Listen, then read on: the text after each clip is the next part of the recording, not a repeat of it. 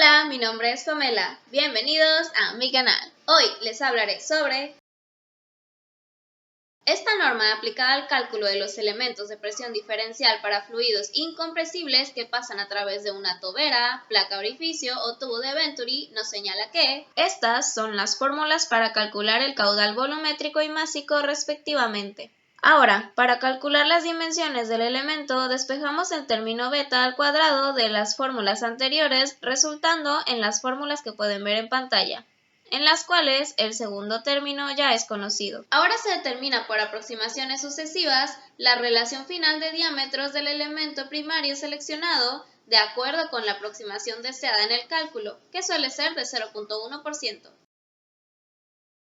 Si queremos hacer un cálculo rápido del elemento de primógeno, basta con que consideremos que el coeficiente de descarga de la placa orificio es de 0 y el de la tobera y tubo de Venturi de 1, y que la velocidad de acercamiento es igual a 1, siendo estas las fórmulas con las que hacemos el cálculo. Ahora haremos el cálculo normal del elemento, y para esto...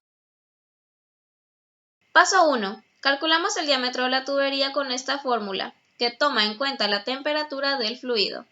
Paso 2. Sacamos el número de Reynolds. Paso 3. Calculamos un valor aproximado de beta, para lo que se consulta esta gráfica, en la que se indican los límites superior e inferior del número de Reynolds para comprobar los límites de sus valores con la relación a beta. Ahora, en esta tabla se proporcionan los valores máximos que puede tener la rugosidad relativa KD de la tubería, para una distancia de 10 metros de tubería aguas arriba de la placa orificio para cumplir la norma ISO. Si K sobre D por 10 a la 4 es menor a 10, no hay límite para el valor de beta. En el paso 4 se calcula el factor de expansión E a partir del valor beta que ya calculamos, mientras que el coeficiente isentrópico X, que es la relación de calores específicos a presión y volumen constante, se calcula en esta tabla. En el paso 5 calculamos el coeficiente de descarga C.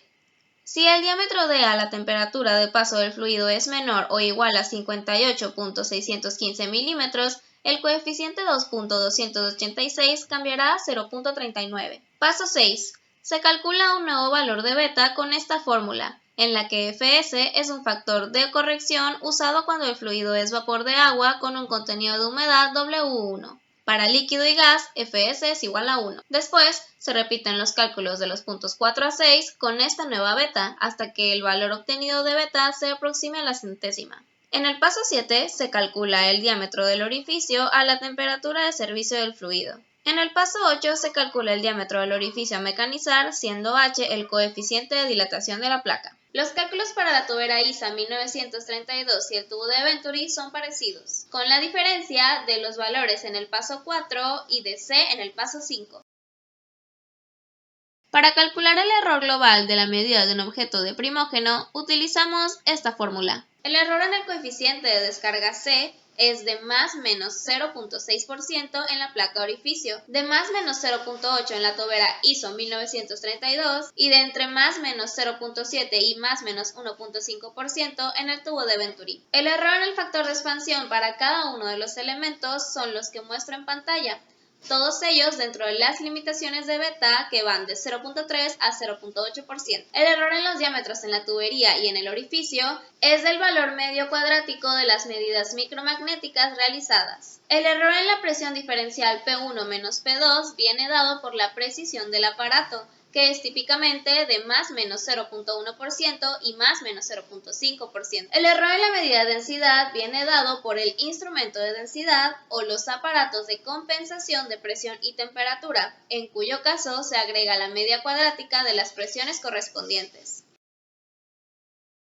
Como podemos ver en la fórmula general simplificada del caudal, la medida depende de la densidad del fluido, entonces si esta cambia, la lectura del instrumento varía. Para hacer el cálculo se parte de datos previos que se toman y que son los más próximos a los reales. Si la densidad real se aparta de la tomada para el cálculo, habrá que agregar un factor de corrección. Tenemos que el caudal real se calcula con esta fórmula y el caudal leído con esta otra, siendo Pc la densidad que se tomó para calcular el diafragma.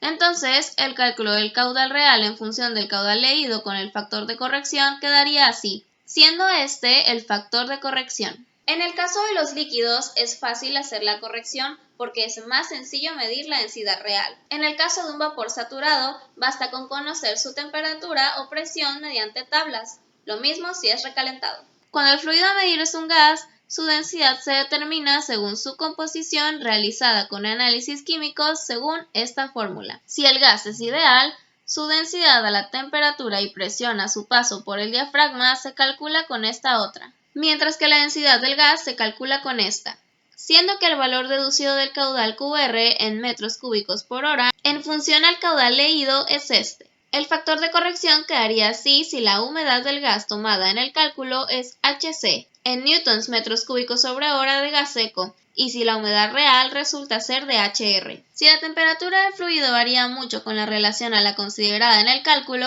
el diámetro calculado se desviará del real en las condiciones de servicio, quedando el factor de corrección del caudal así. Si el gas lleva partículas de suspensión que se depositan en las paredes de la tubería, particularmente en la parte baja, el diámetro interior de la tubería se reduce gradualmente, lo que afecta a la lectura. Si la limpieza es difícil, lo mejor es determinar un factor de corrección, para lo cual utilizamos la siguiente fórmula para calcular el diámetro de la tubería en el tiempo. Entonces podemos concluir que la fórmula general quedaría así, y que su factor de corrección correspondiente sería el de abajo. Y bueno, esto sería todo por el video de hoy. No olvides darle like y suscribirte. Subo video todos los miércoles en español y los viernes en inglés. ¡Adiós! Aumento de densidad para calcular el error global para calcular el error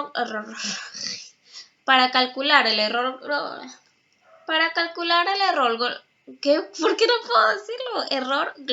Error global. Para calcular el error global de la para calcular el error global de la medida de un Dios, ¿por qué no puedo decirlo? En función al caudal, es leído es este.